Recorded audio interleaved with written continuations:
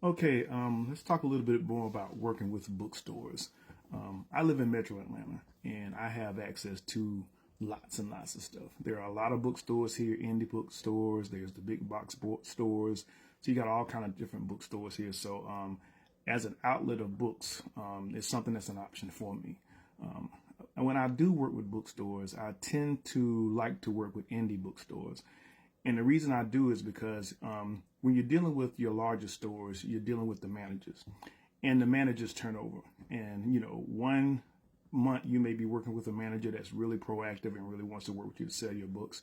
Then that manager's gone, and a new manager comes in, and that new manager may be a buy the book type person and may not really be interested in working with an indie author like myself. So it'll be more hoops to jump through, even though my books are available to them.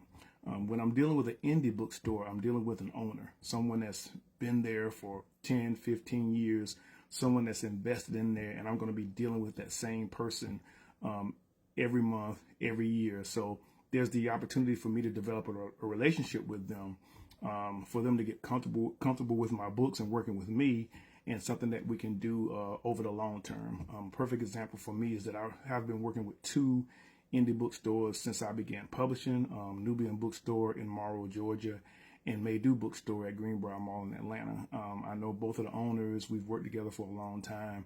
They understand my books, so and I understand the environment, so we know how to work. So some of the things that you have to consider when you're working with bookstores, indie bookstores, is that really look at what they sell. Most indie bookstores will specialize in certain types of books.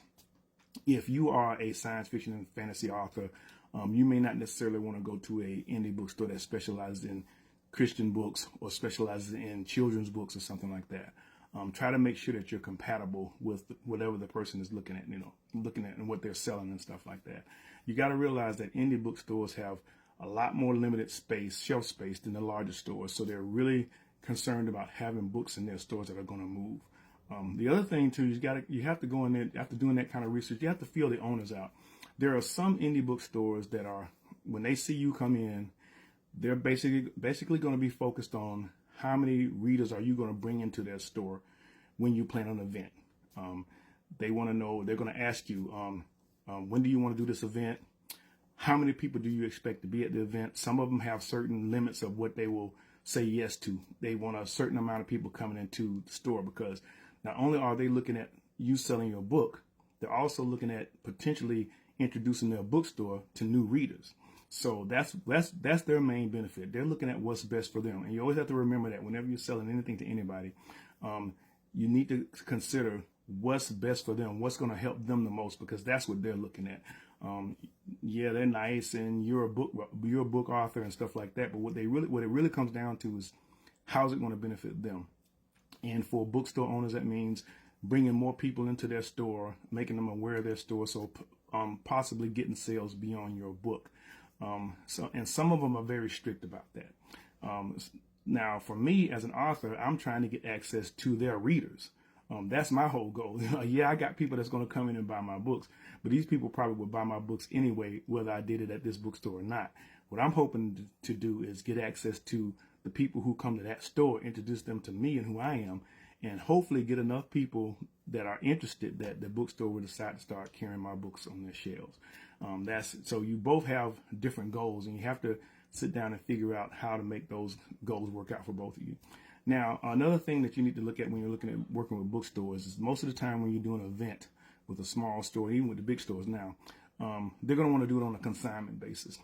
And this is what happens, is that you go in and you say, okay, I'm going to sell my books, and we're going to do some type of a profit split. Normally that profit split is going to be like either 60-40 or 70-30. It means you get 60%, they get 40%, or you get 70% and they get 30%. So you need to make sure that whatever price you're selling your book at, that you can, and when you do that split, that you make some money. A lot of people are like, okay, I'll do this for exposure.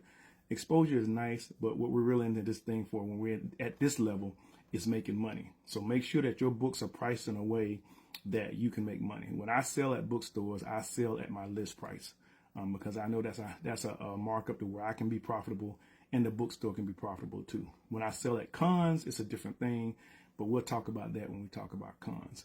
After you get together with your bookstore people, if the sales go well, what some of them will do, this is what the smaller stores will do. Some of them will purchase the books from you, purchase a few books from you, and put them on their shelves. Some of them will ask you if you have a distribution. A lot of the small bookstores work with Ingram, Lightning Source, and they'll order a few books from them because then they have the option to return them if the books don't sell. But my advice would be to try to link anything that you do with a bookstore with some type of event that you're going to do. Because again, as a small publisher, as a writer, indie writer, it's highly unlikely that they're going to have people just coming into their stores looking for your books.